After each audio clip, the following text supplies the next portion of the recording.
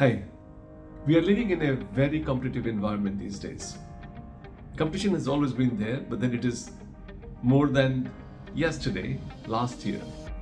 There's a competition in business, there's a competition in examinations, career, and in our personal existence at times. There's so much of competition, and it's very important to stay ahead of curve. If you're not staying ahead of curve, it gets overwhelming. At times, it becomes difficult to cope up. Therefore, in a competitive environment, you have to be better than others. And one thing in particular I would like to underline here is that you have to be a better version every single day.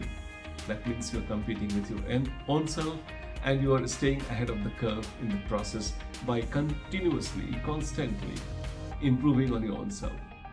Today, I would like to talk about how to stay ahead of curve with respect to the surrounding and with respect to your own existence till today.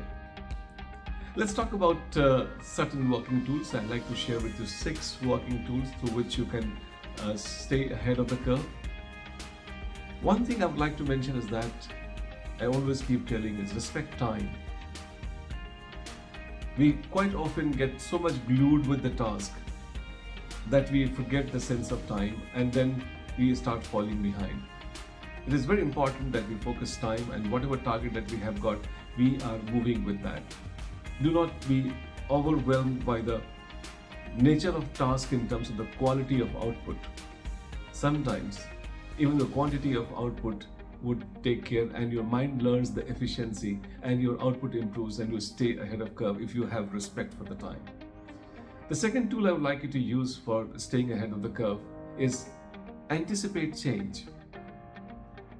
Yes, I mean, you have to think, if you are giving examination, that what will be your demand 1 week before the examination, 1 month before the examination, 6 months before the examination, 1 year before the examination, and then accordingly you should be planning yourself. You should be able to anticipate those requirements in time, and then accordingly you should prepare and work towards them.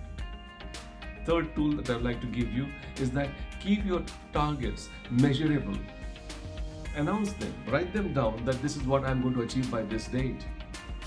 And then whatever you have declared, objectively announced and written down, you visit that frequently. And that way you would get to know as to where you stand with respect to the possible demand of staying ahead in the curve is required.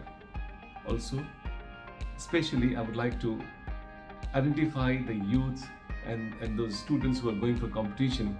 They're very high ambition flies. I think you should tame your ambitions. In fact, you should know your limit and then be realistic on that. Because when you are planning, sometimes you do not take stock of the resources at your disposal, and then you become very, very ambitious, and then that becomes very difficult to execute. Tame your ambition, keep it within the limit, and be realistic. Realist at times is very important. You should know what you can achieve. Fifthly, plan for the unplanned.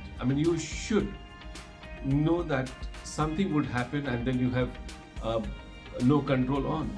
So if you are planning to stay ahead of the curve, you have to basically provision for some time for which you have no idea as to how the things are going to shape up for you. So this is also a tool that I would like you to keep in mind for staying ahead of the curve. Also, one more tool that I would like you to tell you is that keep your eyes open. Just see what your competitors are doing. If you want to be ahead of them, you have to basically see what they are doing, at what time they are doing. So for staying ahead, you have to keep your eyes open, see the others, and be flexible in adapting. Be flexible in incorporating those things which they are doing. I'm sure these very simple 6 tools, if you have internalized, you would be a very successful person in terms of achieving the goals that you are setting out for. My best wishes are with you.